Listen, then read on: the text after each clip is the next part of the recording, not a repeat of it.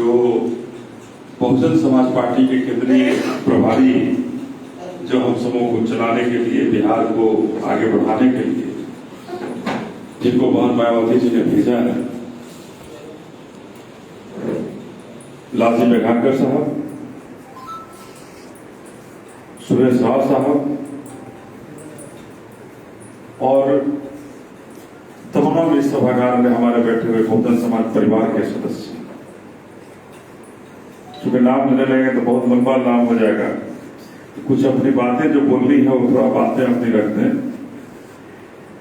देखिए, 2-3 चीज में स्पष्ट मुद्दे पर भाषणबाजी का मंच नहीं है, ये हमको सीखने और सिखाने का समय है और हम सभी यहाँ कुछ सीखने आए हैं, कुछ सिखाने आए हैं। अगर इस सभागार से, बहुजन समाज पार्टी के कार्यालय से अगर हम लगातार एक ही चीज कहते हैं कि क्षेत्र में काम कीजिए, काम कीजिए, काम कीजिए, और काम हमारे क्षेत्र में नहीं हो रहा है, किसी भी जिला की मैं बात करूं, मैं एक जिला नहीं लगभग सभी जिला की बात करता हूं कि जिला में के अंदर काम नहीं हो रहा है। जवाबदेही तो तय करनी होगी, किसकी जवाबदेही हम तय नहीं कर पा रहे। किसकी जवाबदेही है, क्यों काम नहीं हो रहा है? हम यहां लाख भाषा दे दें, लेकिन कैमूर में अगर हम अपने जिला में जाकर काम नहीं कर रहे हैं, पूर्णिया में जाकर अपने जिला में काम नहीं कर रहे हैं, बेतिया में जिला में जाकर काम नहीं कर रहे हैं, तो कैसे हमारा संगठन बढ़ेगा? संगठन तो नहीं बढ़ेगा। तो इसको बढ़ाने के लिए केवल जिलाध्यक्ष की ही जवाबदेही नहीं होगी।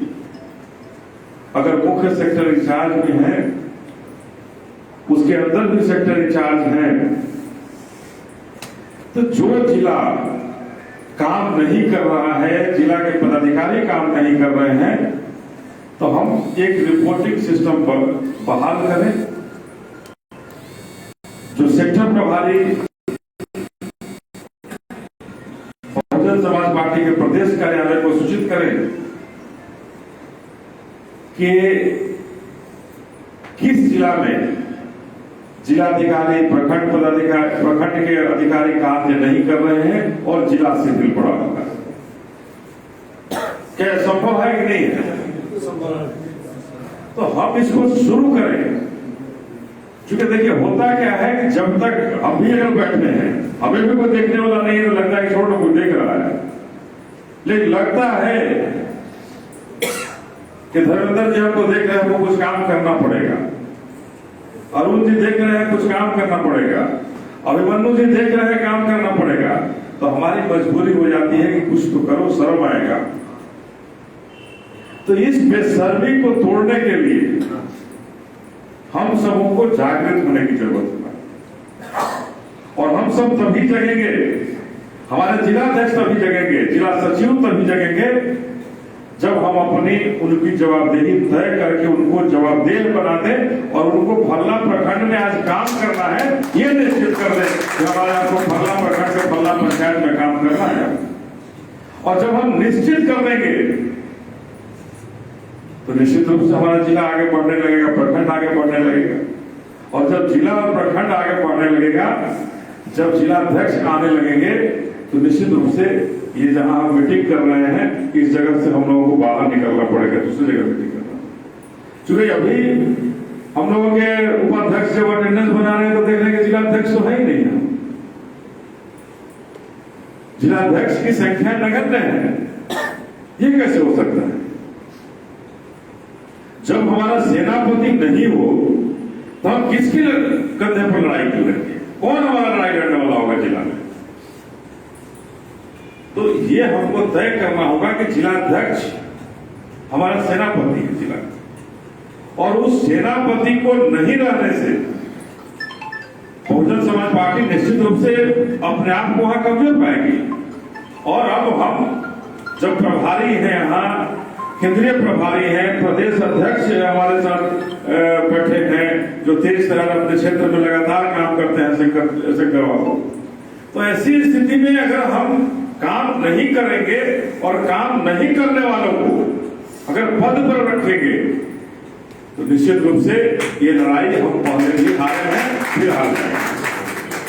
तो हम कहना चाहते हैं कि हम बहन मायावती जी को केवल इस सभागार से प्रधानमंत्री बना देंगे या गांवों में घरों में घूम करके प्रधानमंत्री बनाना होगा, ये आपको तय करना है।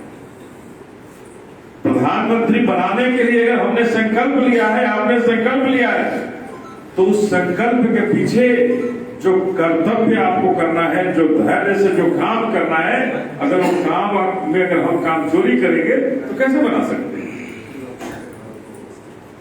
अगर बिहार बहुजन समाज पार्टी अगर सांसद नहीं जिता पाएगा बिहार इकाई, तो कैसे मायावती जी प्रधानमंत्री बन जाएंगे? तो हमको अपना सब कुछ त्यागना होगा। हमने अपना त्याग दिया है, लेकिन आपको भी त्यागना होगा। हमने कहा है कि महीनों कार्यक्रम लगाइए, हम एक दिन भी किसी कार्यक्रम में नहीं जाने का मेरा रिकॉर्ड नहीं होगा, हर कार्यक्रम में होगा। और उसी तरह से जो भी यहाँ बैठे हैं और जिन्हें भी पदाधिकारी बनाया जाता है, वो भी निश्चित करें कि हम किसी भी कार्यक्रम में अब्सेंट नहीं होंगे, अनुपस्थित नहीं होंगे। उस हर कार्यक्रम में उपस्थित होकर के अपने लोगों के साथ चलने का काम करेंगे, निश्चित करें वो। और जिलाध्यक्ष के लिए हम स्पष्ट रूप से कहना चाहते हैं, मैं प्रदेश का प्रभारी हूं, स्पष्ट रूप से कहना चाहता हूं कि प्रदेश अध्यक्ष निश्चित कीजिए कि हमारा जिलाध्यक्ष 15 दिन जिला में कार्य करे अपने जिला पदाधिकारियों के साथ। जिलाध्यक्ष अकेले तो जिला नहीं होता, अकेले जिला नहीं चला सकते हैं। पूरे पदाधिकारियों के साथ जो भी कमेटी है, उस कमेटी के साथ 15 दिन कार्य करें और 15वें दिन का रिपोर्ट, पहले रिपोर्ट तय करें कहां कहां कार्य करना है। जैसे हम लोग कार्यक्रम तय होता है, जिलाध्यक्ष अपना खुद कार्यक्रम तय करके प्रदेश में जो सचिव हैं, जो कार्यालय सचिव हैं, उनको बताने का काम करें कि हम आज बक्सर जिला में कार्य करेंगे। तो 15 दिन का, एक महीने का हमारा 15 दिन का कार्य करना है। 15 दिन का कार्य रिपोर्ट हमने आपको भेज दिया है और इसमें हमारा कार्यालय सचिव उन 15 दिन के कार्य का समीक्षा करेंगे, ये काम कर रहे हैं या नहीं कर रहे हैं। हमारे सेक्टर इंचार्ज वहां देखेंगे कि हमारे जो जिला अध्यक्ष जो कार्य का सूची दिए हैं उसमें कोई गड़बड़ी तो नहीं हो रही है। अगर गड़बड़ी हो रही है तो जिलाध्यक्ष को इसके लिए इंगित करेंगे कि आप जो कार्य कहे हैं उस कार्य को आप करें, उस कार्य से विभावित मत होइए, इधर उधर मत जाइए, अपने काम पर जाइए।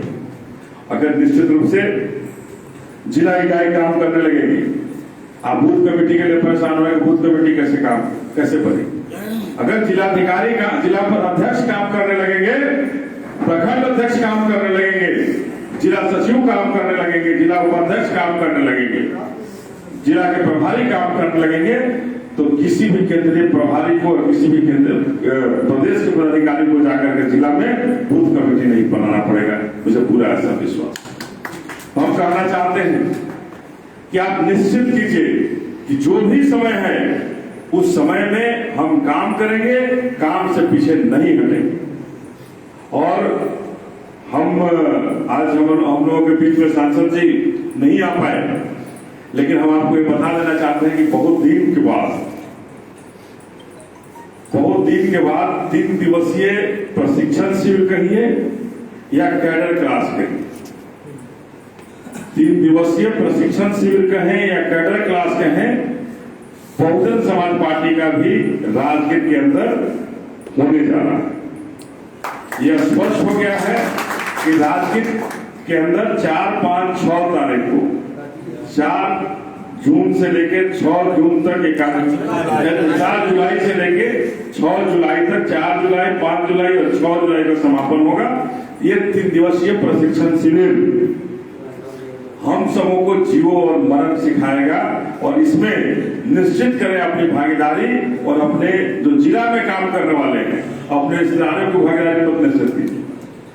जिला में जो कार्य करने वाले हैं उनकी भागीदारी निश्चित कीजिए और उस सम्मेलन में, वहां 3 दिवसीय प्रशिक्षण शिविर में, कैडेट क्लास में आकर कैसे हम अपनी पहना को प्रधानमंत्री बनाएंगे, कैसे माननीय काशीराम साहब को जो सोच था, उस सोच को जो इन सरकारों ने जो श्रद्धांजलि देने का काम कर रही है, उस सोच को कैसे हम पूरा कराएंगे। हमारे बाबा साहब ने जो संविधान बनाया था, उस संविधान की रक्षा ही नहीं, उस संविधान का अक्षरशः भारत में लागू कराने के लिए अगर हम बहन मायावती को प्रधानमंत्री नहीं बना पाए, बिहार से दर्जनों सांसद नहीं दे पाएंगे, तो निश्चित रूप से बहना हमारी प्रधानमंत्री नहीं बनेगी। इसलिए निश्चित करें कि हम अकेले नहीं, हमारी जो पूरी टीम है वो ईमानदार टीम हो, कर्तव्यवान टीम हो और पूरे के पूरे टीम मजबूती के साथ जिला में काम करे, प्रखंड में काम करे और कहीं जाने में कोई शर्म नहीं करे। हमारे साथ जो भी हमारा परिवार है, जो भी काम करने वाला है, काम करने वाला हमारा दुश्मन कैसे हो सकता है?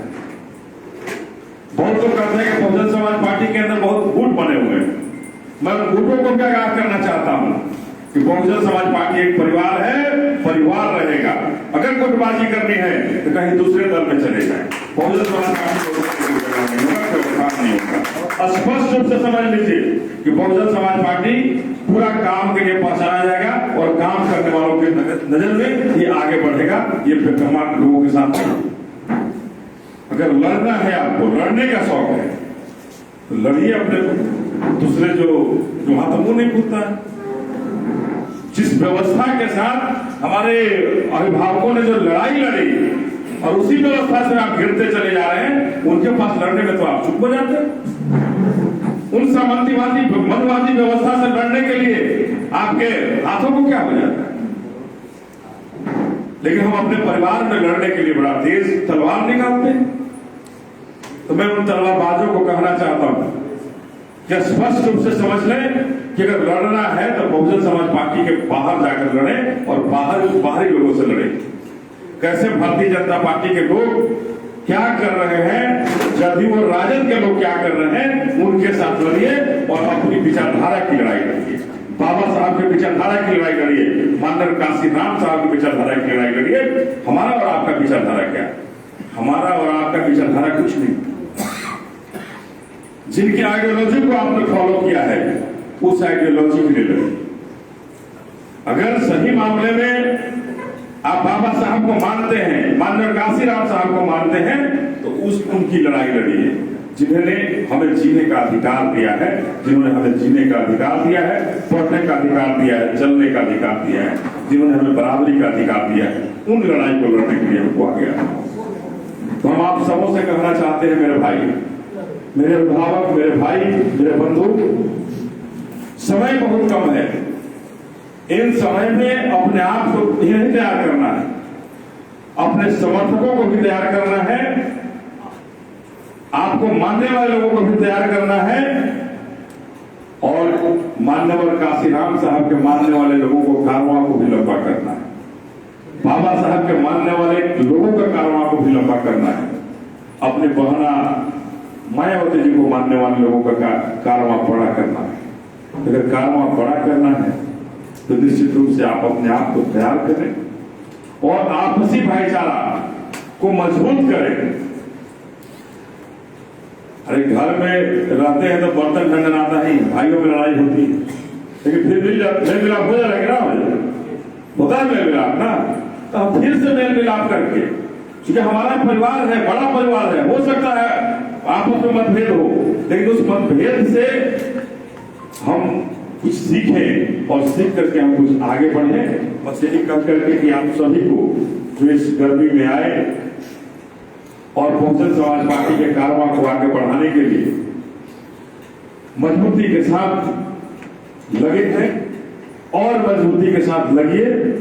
और अगले महीना जो बैठक हम लोगों को जुलाई में जो होने जा रही है, जो 3 दिवसीय प्रशिक्षण शिविर जो होने वाला है, कैडर क्लास जो चलेगा, बाहर से भी लोग आएंगे, हमारे केंद्रीय प्रभारी लोग भी कैडर क्लास लेंगे, सांस्कृतिक कुछ कार्यक्रम भी तय होगा, लेकिन उसके बाद जो हमारे पास समय होगा वो कम होगा। उसके बाद हमें लड़ाई जो जिला के अंदर में, प्रखंड के अंदर में